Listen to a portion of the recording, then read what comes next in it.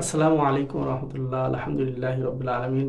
আজকের আলোচনার বিষয় হচ্ছে পিতা মাতার প্রতি সন্তানের কর্তব্য, সন্তানের কি কি কাজ সে সম্পর্কে।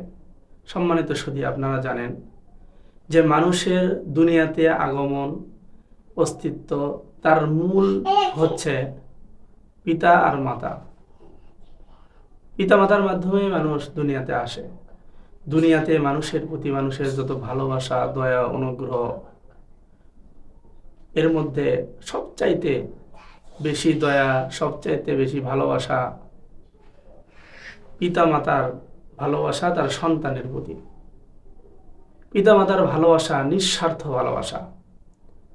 এই ভালোবাসার মূল হচ্ছে অন্তরের একটা জ্বালা, একটা জজবা, যা আল্লাহ তাআলা সৃষ্টি করে দিয়েছেন, যার কারণে মানুষ নিজেরা না খেয়ে সন্তানকে খাওয়ায় তৃপ্তি পায়, নিজেরা সন্তানের কল্যাণে নিজেদের ভোগ বিলাস এরকমভাবে আরাম আয়েশকে বিসর্জন দিয়ে যায়।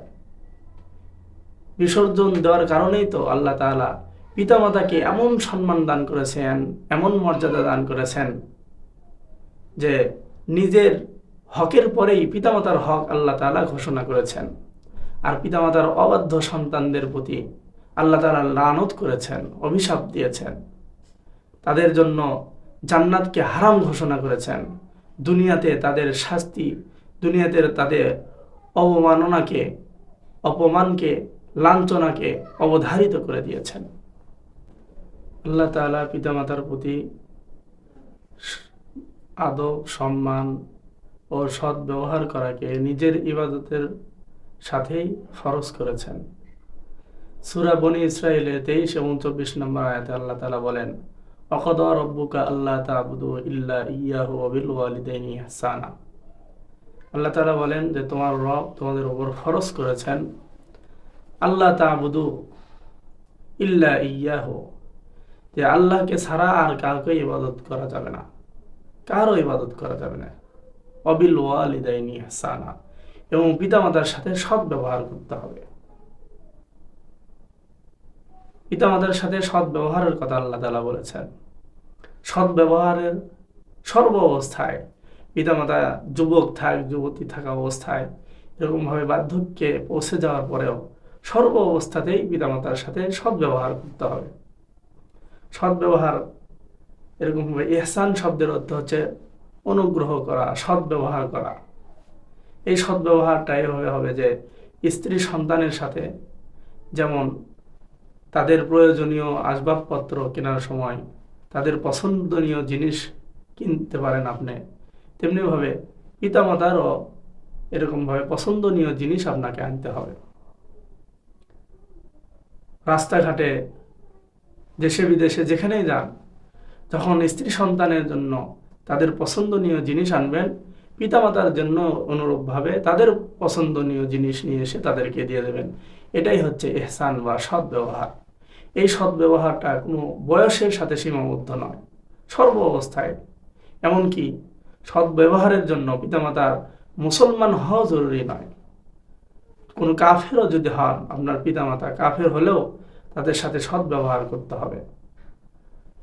বুখারী শরীফের রিওয়ায়াত, হযরতে আসমা রাদিয়াল্লাহু তাআলা আনহা রাসূলুল্লাহ সাল্লাল্লাহু আলাইহি ওয়াসাল্লামকে জিজ্ঞাসা করলেন যে আমার মাতা মুশরিকা, তিনি আমার সাথে দেখা সাক্ষাৎ করতে আসেন, তা আমি কি তাকে আদর আপ্যায়ন করব? আমার জন্য কি জায়েজ হবে? আল্লাহ রাসূল সাল্লাল্লাহু আলাইহি ওয়াসাল্লাম বলেন, সিলি উম্মাকে, তোমার মাতাকে, তোমার জননীকে তুমি আদর আপ্যায়ন করো। আল্লাহ তাআলা অন্যত্র বলেন, ওয়াসাহিবুহুমা ফিদ দুনিয়া মা'রুফা, দুনিয়াতে তাদের সাথে, পিতামাতার সাথে সম্ভাব বজায় রেখে চলতে হবে। দুনিয়াতে তাদের রোগে শোকে এরকমভাবে তাদের সেবা যত্ন করতে হবে, তাদের বিপদ আপদে তাদের পাশে দাঁড়াতে হবে। বৈধ কাজে তাদের আনুগত্য স্বীকার করতে হবে, অবৈধ কাজে তাদের আনুগত্য স্বীকার করা যাবে না, বৈধ হবে না। মোট কথা, আপনার আমার পিতা মুসলিম হোক, অমুসলিম হোক, এরকমভাবে ইমানদার হোক অথবা ফাসেক হতে পারে, এরকমভাবে শিক্ষিত হতে পারে অথবা মূর্খ হতে পারে, আলিম হতে পারে, জালিম হতে পারে, সর্ব অবস্থাতেই অবিল ওয়ালিদাইনি ইহসানা, অর্থাৎ পিতামাতার সাথে সৎ ব্যবহার করতে হবে। সম্মানিত সুধী, আল্লাহ তাআলা বলেন, ইম্মা ইয়াবলুগান্না ইনদাকাল কিবারা আহাদুহুমা আও কিলাহুমা ফালা তাকুল লাহুমা উফিন। আয়াতের এই অংশে আল্লাহ তাআলা বলতেছেন যে শুরুর অংশে তো বলা হয়েছে অবিল ওয়ালিদাইনি ইহসানা, সর্ব অবস্থাতেই পিতামাতার সাথে সৎ ব্যবহার করতে হবে, তাদের যুবক অবস্থায় বা বার্ধক্যে, সর্ব অবস্থাতে।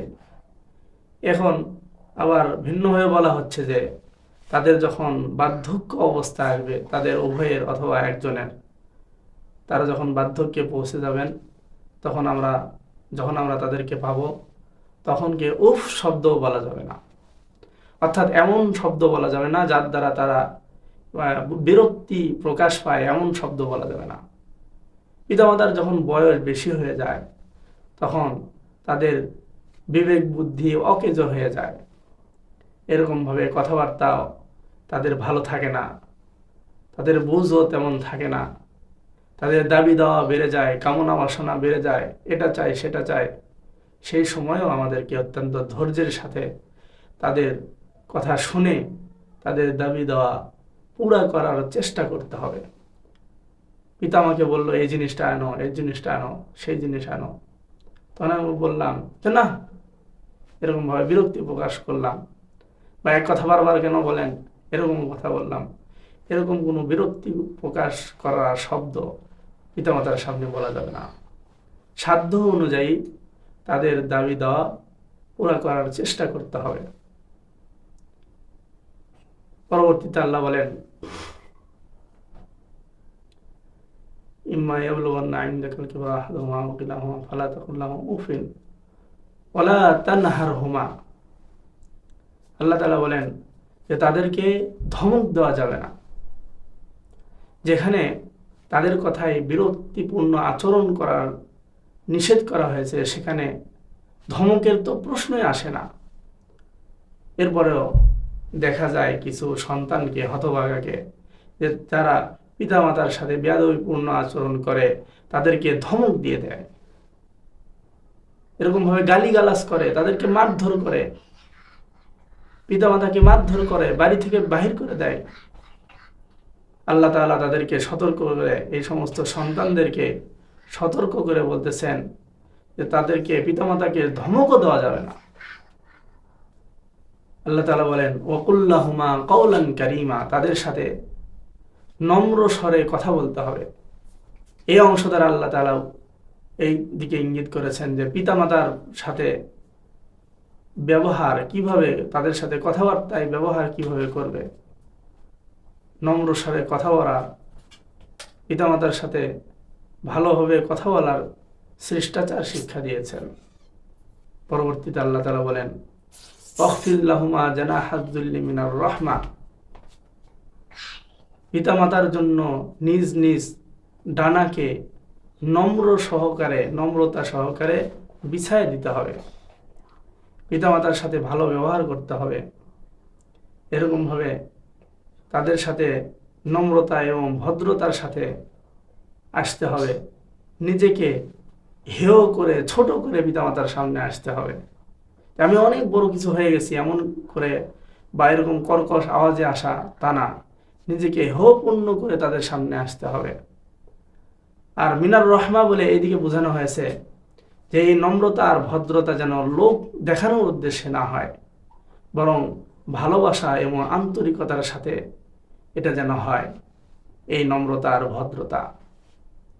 আল্লাহ তাআলা শেষ অংশে বলেন, ওয়াকুর রব্বিরহামহুমা কামা রাব্বায়ানি সগীরা, যে আমাদেরকে বলতে বলছেন, অর্থাৎ দোয়ার কথা বলছেন, যে পিতামাতার তাদের চাহিদা অনুযায়ী, তাদের চাওয়া আকাঙ্ক্ষা অনুযায়ী তা তো পুরা করার চেষ্টাই করতে হবে। এমনিভাবে যতটুকু পারবেন না, আপনি পারবো না, এরকমভাবে যথাসাধ্য তাদের দাবি দেওয়া পুরা করার সাথে সাথে, চেষ্টা করার সাথে সাথে তাদের জন্য দোয়া করতে হবে, যে আল্লাহ তাদের জীবন যেন সচ্ছল হয়, তারা যেন বিপদ আপদ থেকে দূরে থাকতে পারে, এরকমভাবে সুন্দরভাবে তারা যেন চলতে পারে, দুনিয়াতে থাকা অবস্থায় সুস্থ থাকে। এমনিভাবে যারা দুনিয়া থেকে চলে যাবেন তাদের জন্য বলা হয়েছে ওয়াকুর রব্বিরহামহুমা তাদের তাদের উভয়ের প্রতি রহম করেন। কামা রব্বায়ানি সগীরা, যেমন তারা ছোট অবস্থায় আমাকে লালন পালন করেছেন। এভাবে দোয়া করতে হবে। দোয়া রহমতের দোয়া, দুনিয়াতে এরকমভাবে ভালাইয়ের জন্য সব সময় তো দোয়া করা যাবে মুসলমান পিতামাতার জন্য, এমনিভাবে আখিরাতের জন্য মরে যাওয়ার পরেও, মৃত্যুর পরেও তাদের জন্য রহমতের দোয়া করা যাবে। কিন্তু পিতামাতা যদি কাফের হয়, কুফরির অবস্থায় মৃত্যুবরণ করে, তাহলে তাদের জন্য মৌতের পরে মাগফিরাতের দোয়া করা যাবে না। আল্লাহ রসুল সাল্লাল্লাহু আলাইহি ওয়াসাল্লামকে এক সাহাবী জিজ্ঞেস করেন, সাআলতুন নবী সাল্লাল্লাহু আলাইহি ওয়াসাল্লাম আইয়ুল আমালি আহাব্বু ইলাল্লাহ, যে আল্লাহ তাআলার নিকটে সবচেয়ে প্রিয় আমল কি? রসুল বলেন যে ক্বালা আস-সালাতু আলা ওয়াক্তিহা, যে নামাজ সময় অনুযায়ী যথা সময়ে নামাজ আদায় করে নেওয়া, এটাই আল্লাহ তাআলার কাছে সবচেয়ে প্রিয় আমল।